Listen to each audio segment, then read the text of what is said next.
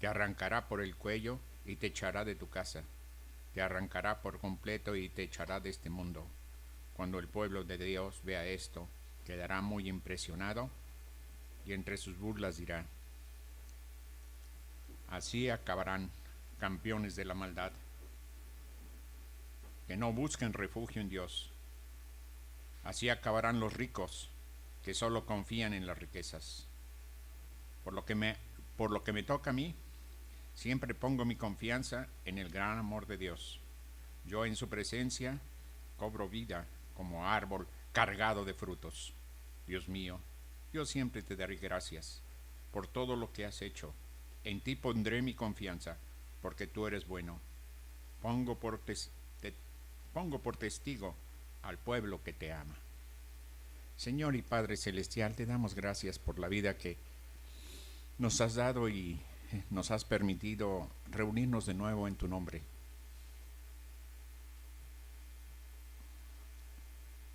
Tú eres maravilloso, tú eres grande, tú eres portentoso.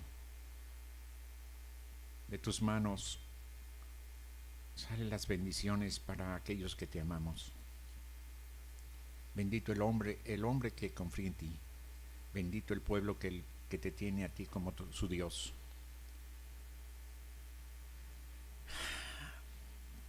Señor, que tu Santo Espíritu, que mora en cada uno de nosotros, abra nuestro entendimiento, nuestra inteligencia, nuestra memoria para recordar que tú eres amor, que tú eres un Padre cariñoso que nos ha procurado todo lo necesario en la semana que ha pasado y en este día. Gracias por poner en nuestro corazón el reunirnos como iglesia. Gracias, Padre Celestial.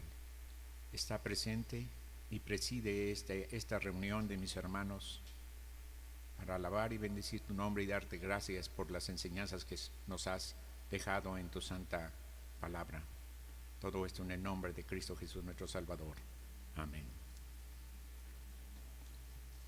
Hace 8 días no estuvimos por aquí, estuvimos en algún compromiso familiar, fue algo grande. Pero sin embargo, fui con una pequeña congregación y di la palabra. Cómo poder fortalecer una iglesia como nosotros lo vimos hoy hace 15 días. El plan de Dios eterno fue que el hombre, que usted y yo, los jóvenes, viviéramos con Él. El universo, la creación se hizo para deleitarnos junto con Dios. Y en un principio fue así. Pero no sabemos ni cómo, pero el hombre tomó la decisión de ser el mismo y olvidarse de su Creador. Y es el día de hoy que queremos nosotros resolver nuestros problemas individuales como familia, nuestros problemas políticos, nuestros problemas de sociedad, económicos, de salud. Y en vez de resolverlos, como que cuando nos movemos más nos hundimos. Se han de acordar históricamente que el pueblo de Israel salió de Egipto viendo las maravillas de Dios. Pensar que vivían en un mismo territorio, pero si ya estaba el río, de un lado vivían los egipcios y del otro lado vivían los hebreos. Y cómo las plagas caían solamente en el pueblo de los egipcios y cómo Dios libraba a su pueblo de esas pestes. A partir de el momento en que sale Moisés con todo su pueblo, pues muchos de sus líderes y muchos de los ancianos no sabían cuál era el plan. Incluso llegan junto al mar y por un lado vienen los carros de Faraón con la orden de destruir al pueblo y por otro lado la barrera infranqueable de un mar. Pero Dios en su misericordia pone una barrera de fuego entre su pueblo y el ejército egipcio y abre el mar y ellos pasan. Eso es algo formidable, algo sobrenatural. La cinematografía nos ha dado una visión de lo que pudo haber pasado, pero ha de ser algo extraordinario poderlo haber vivido. Desde el momento en que sale hasta que llegan al otro lado y caminan por el desierto, pasan 7 semanas. 7 por 7, 49. Y Dios ordena a su pueblo, a través de Moisés, que se purifique el pueblo, porque va a ser un gran día, porque Dios va a hablar a su pueblo directamente. Los manda a bañarse, a lavar su ropa y a estar presentes. Y pasan 50 días exactamente del momento de su liberación, el momento en que Dios se presenta a su pueblo. El pueblo tuvo miedo, por supuesto. Y le dijeron: tú, Moisés, ve en representación de nosotros, porque si nosotros vamos nos morimos. Yo quiero hablarles ahora del día del Pentecostés. Lenguas como de fuego fueron repartidas y Pedro, lleno de poder del Espíritu Santo, pronunció un sermón revolucionario acerca de lo que sucedió en el Pentecostés y un acontecimiento que cambió el mundo en una forma permanente. Hay eventos en la Biblia que son eventos transformadores que modelan nuestras vidas. Encontramos en el libro de Lucas 24, verso 7, aquella imagen de las mujeres afligidas en la tumba del Señor Jesús. No está aquí, sino que ha resucitado. Reciben esa voz de los ángeles. Y en Lucas 2:11 dice: su Salvador acaba de nacer en Belén. Es el Mesías, el Señor. Estos dos acontecimientos son la razón por la cual celebramos la Navidad y la Pascua de Resurrección. Momentos transformadores en la historia de la Iglesia. Pero hay otro día en el calendario cristiano y muy importante, es el día del Pentecostés, día en que nació la Iglesia de Jesucristo. Nosotros podemos estudiar esto en Hechos de los Apóstoles, capítulo 2. Cuando los seguidores de Jesús estaban reunidos en un aposento alto, después de la ascensión de Jesús, el Espíritu descendió para morar dentro de ellos. El Espíritu Santo descendió para morar dentro de ellos.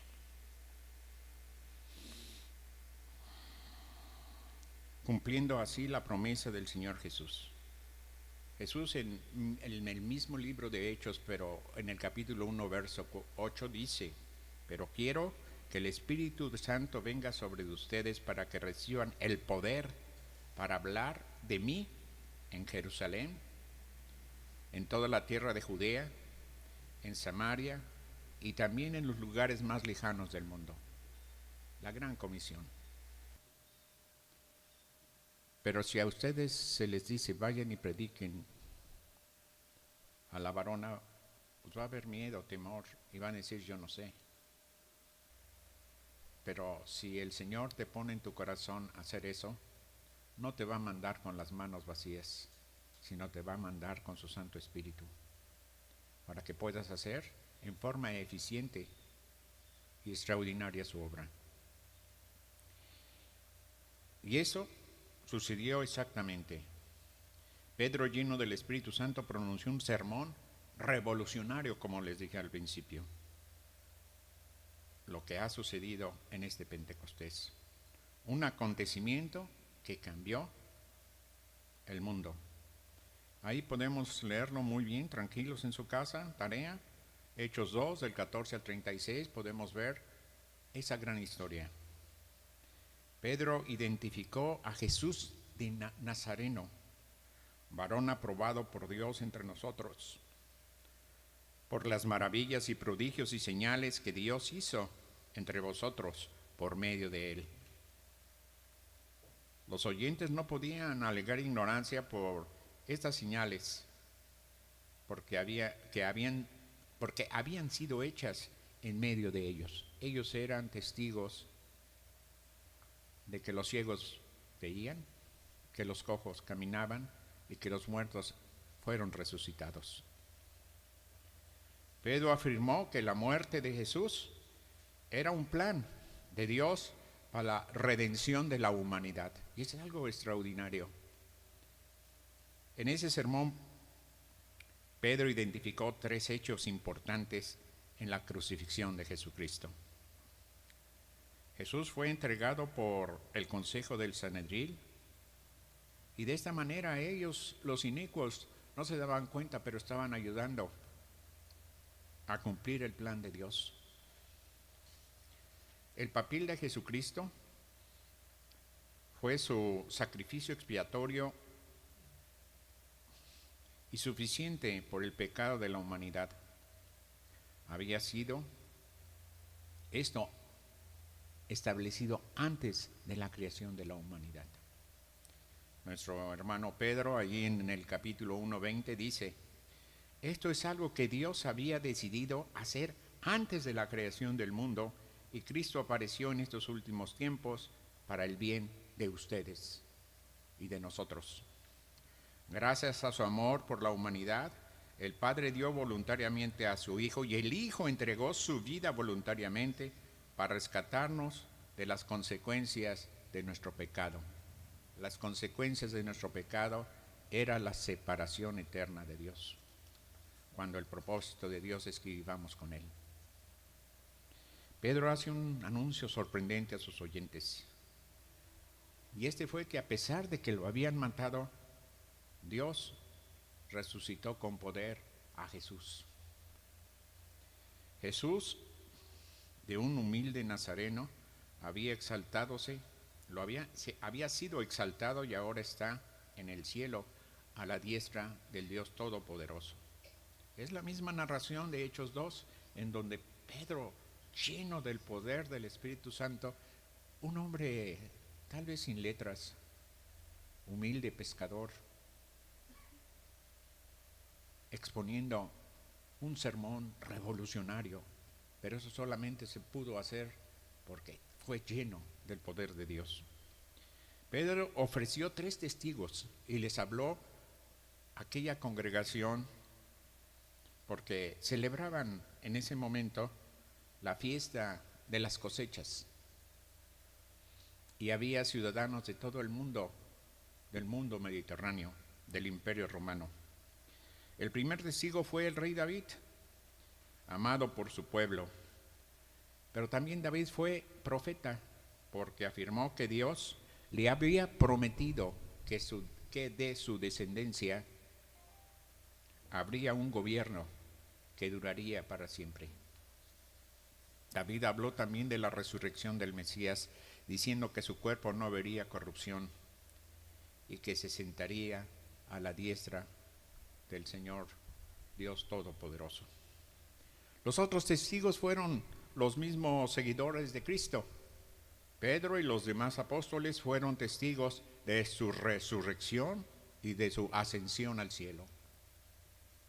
Y por último, los testigos de ese momento Pentecostés en que recibieron al Espíritu Santo. Cristo ahora mora en cada uno de nosotros por medio de su Espíritu Santo. Es por eso que Jesús dijo a sus discípulos que convenía que Él se fuera, porque si no, no podría enviar al Espíritu Santo. El Espíritu Santo de Dios nos da la victoria sobre el pecado, nos guía para tomar decisiones, consuela en la tribulación y poder obedecer al Señor. Ahora nuestra responsabilidad es hablar a otros de nuestro Salvador quien destruyó las cadenas de la muerte y ofreció vida eterna a todos los que creen en Él. La iglesia es algo extraordinario. La iglesia es la novia de Jesucristo y nos ha sido dado el preocuparnos por un mundo perdido y presentar la única solución verdadera a los hombres, el amor de Dios y volver a Dios por medio de nuestro Señor Jesucristo. Que Dios bendiga esto.